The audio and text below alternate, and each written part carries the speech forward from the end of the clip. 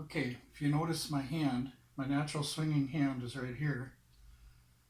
Notice that my my middle finger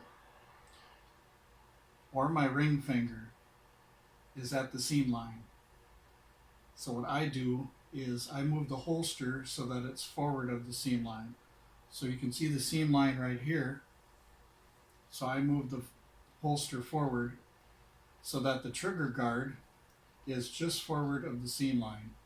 The reason why is because a natural swinging hand like this, when it comes up, it's going to be that middle, oh, sorry, it's going to be that middle finger that comes up and hooks onto the grip, okay? Now, when you get in the car, you have to move the holster back here so you can sit in your car. But I'm talking about when you're out of the car. So you're coming up like this, and you can get a hold of the grip much better. It's much faster doing it like this than coming up an unnatural bend going back like this to get the firearm than you are here. Now another trick is because you're walking around, you can feel the grip right here on your wrist. So you have a natural point of reference because of the fact that your wrist is touching right here, so you can get it out real quick because you know where the grip is.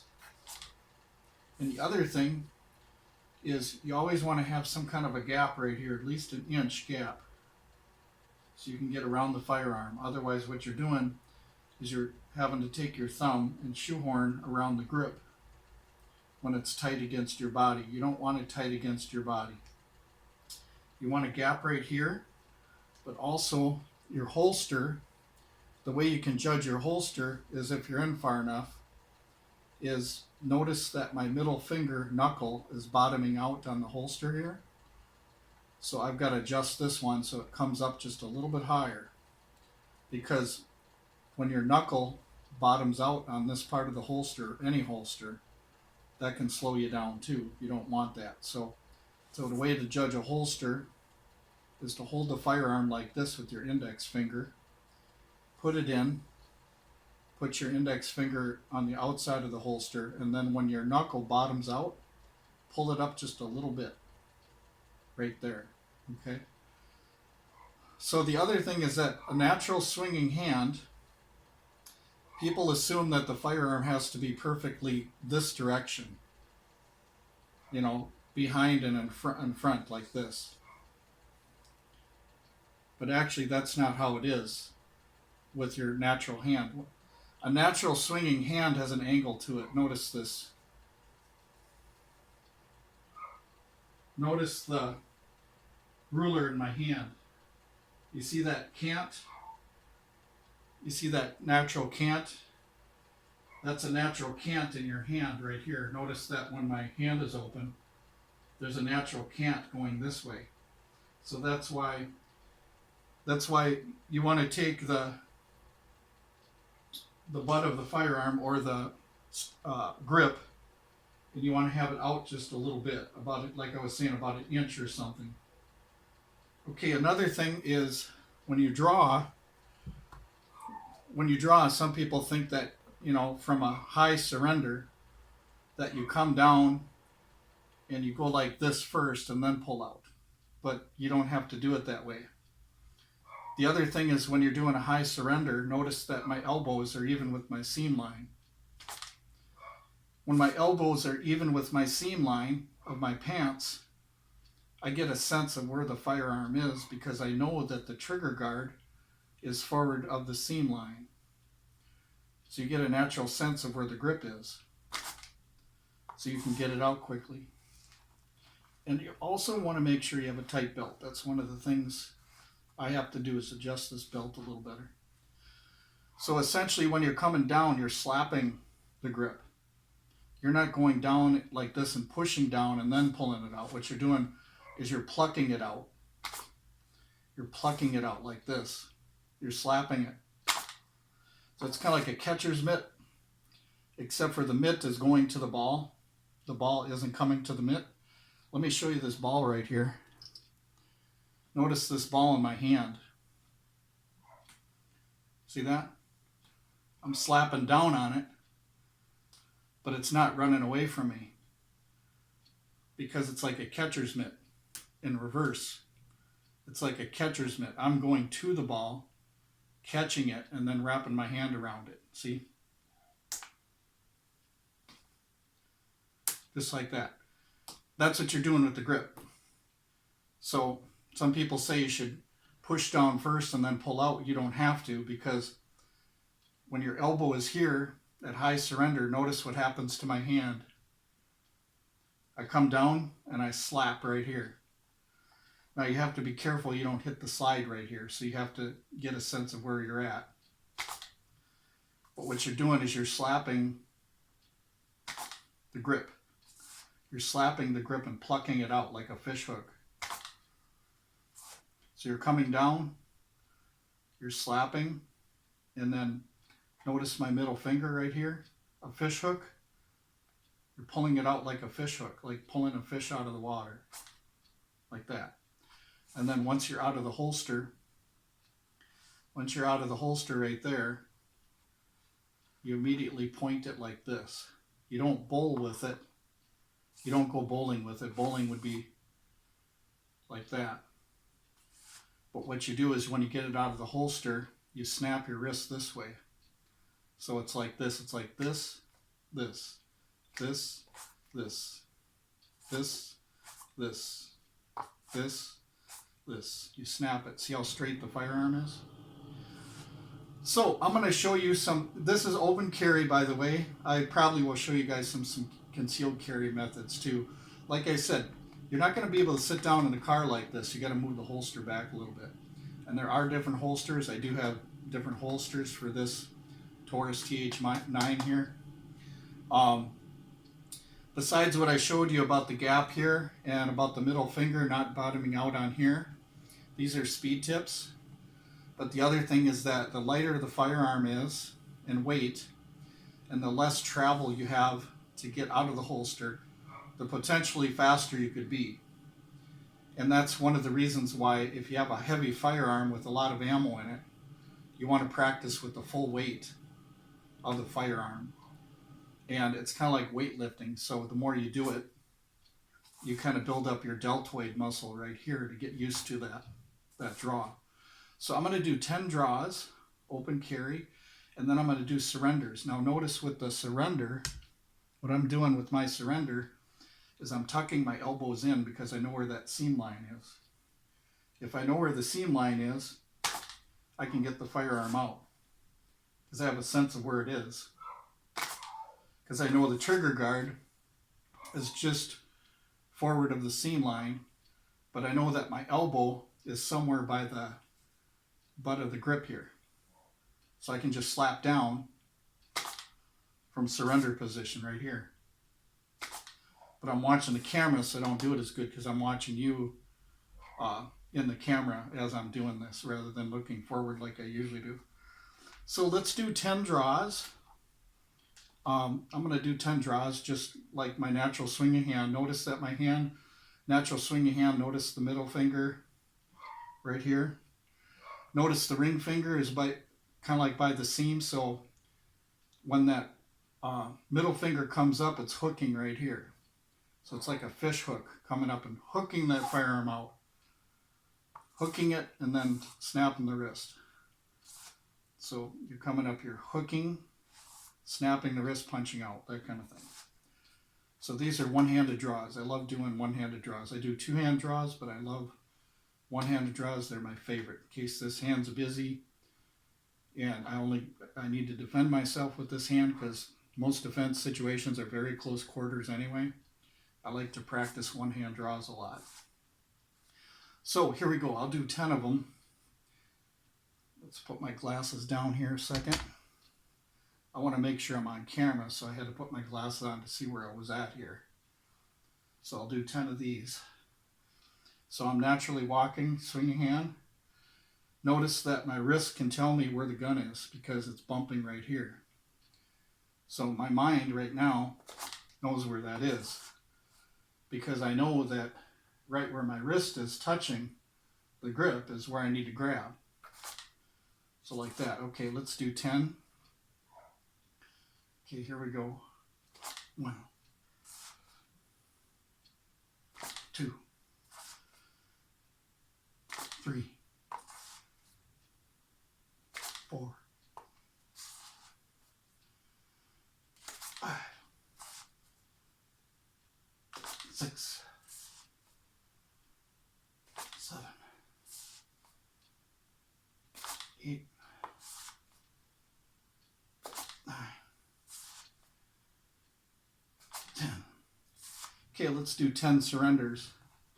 Surrenders can be done at this low, but then they assume that you're going to go for the firearm. Medium, which is right here, they think you might go for it, but not really sure. And up here, they think you're never going to go for it. So a high surrender, bring your shoulder in to your seam line right here. And what you're doing is you're doing a slap motion. And then notice when I'm slapping, when I'm doing that slapping motion, notice that my natural hand is at a canted position. See? People's hands when they're walking, notice this. People's hands when they're walking are kind of at a slight cant this way. They're not straight this way like people think. And that's why the firearm has to have a cant in it too. So what I'm doing is I'm coming down and I'm slapping like I did with that ball. I'm slapping the grip and then plucking it out like a fish hook with my middle finger right here. So I'm at a high surrender. My elbow is in line with my seam line. So I'm just going to come down and slap it. All right?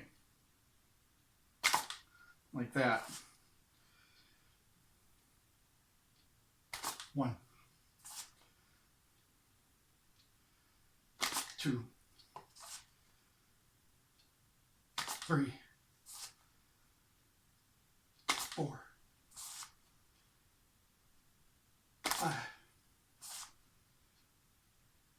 6, 7, 8, 9, 10. And when you're punching out too, you can use it as a weapon, as a punching weapon too. So anyway, you've seen how that worked like that, and you've seen how that there's a little bit of an angle when a person naturally walks. There's an angle to their hand. Their hand isn't straight like this when you're walking. It's usually got a slight bend to it, or a slight angle. So that's what people have to understand. Now, when people have their gun right here, when people have their gun moved from the 2 o'clock position, which I think this is, in between, say, maybe it is 2 o'clock position. When you move it to a 3 o'clock position, what that does is that puts the firearm straight like this, but your natural swinging hand isn't straight. It's got kind of a bend to it like this. So notice when I turn around now, if you have your firearm on your hip right here, and the ruler, notice the ruler, my hand is like this, but that isn't how most swinging hands are. Most swinging hands, notice, have a slight cant in them. So when you put the firearm in 3 o'clock position, what you're doing is you're taking the grip and you're moving it in a straight line. When your hand, your natural swinging hand, is canted this way. See what I mean? Your hand isn't like this. It's like this when you walk. So if it was like this, yeah, then it makes sense. But this has to match your natural swing angle. So if my natural swing angle is like this, then I have to match it with the grip of the firearm, is what I'm saying. So if you notice here, look at my natural swinging hand and the grip. It almost matches perfectly. So we'll do 10 more. And like I'm saying, it's like a ball. And it's like what you're doing is the glove is coming to the ball isn't coming to the glove. So you got the ball right here, and you're slapping down on it. You see that? And you can get a hold of it, and then once you get a hold of it, you pluck it out. Kind of like fishing, like when you guys go fishing and stuff.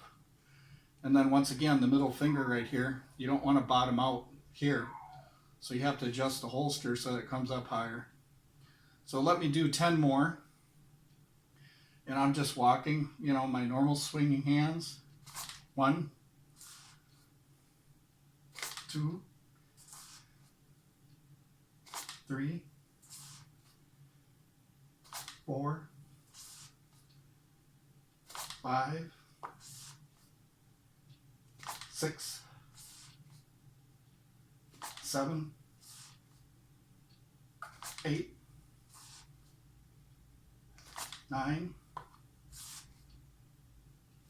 10. Another fun thing to do that a lot of people don't consider is when you're walking, sometimes you don't have time to get in a stance so you can draw. So what you should practice doing is just practice your normal pace like this, like Bigfoot, right? Somebody saw Bigfoot in Minnesota, I guess. So what you're going to do is you're going to just your natural stride and then come out without stopping your stride. So in the living room, take about 3 or 4 steps and don't break the stride. Don't break the stride. Because what people do is when they draw, they stop. When you stop like that, it throws you off and it takes time to draw. Whereas if you're just walking, just continue walking. You know, you could even do it backwards. You know. But you want to try to not break your stride. Keep your stride going as you're drawing. There might be times when you can draw and get ready. But the thing is that if you're just walking like this and you need immediate action close up, you won't have time to adjust your stance, is what I'm saying. You may have to just casually walk and just go like that, rather than stop. So sometimes it's nice to walk, to just walk at a normal pace and draw without stopping the pace. So that's something that you could do, because there might be a situation where you're walking fast. A lot, you know, some people walk faster, some people walk slower. So if you're walking fast, if you break your stride, that'll throw you off. But if you just keep your stride and just draw while you're keeping your stride, you'll be fine.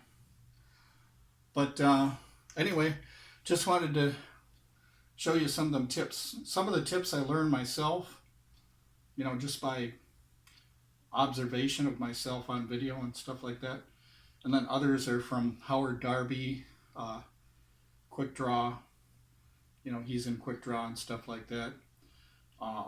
Just all kinds of stuff. Even old law enforcement films where they had, you know, low-ride holsters and stuff for the revolvers, and you could tell that when their natural swinging hand was right here, you could tell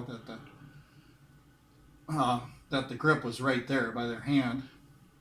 And Chicago police, you'll see a few guys walking around with these low-ride holsters where their hand literally is almost touching the butt of the gun like this. It's just really, really close. It's like right here, you know. So, but let me do 10 more. Might as well give you 10 more, huh? But yeah, it's nice practicing the natural walk with. So just walk at a normal pace, but don't break the pace. Don't break the pace. Just draw while you're walking. Don't break the pace. Okay. Let me do 10 more of these for you. Okay.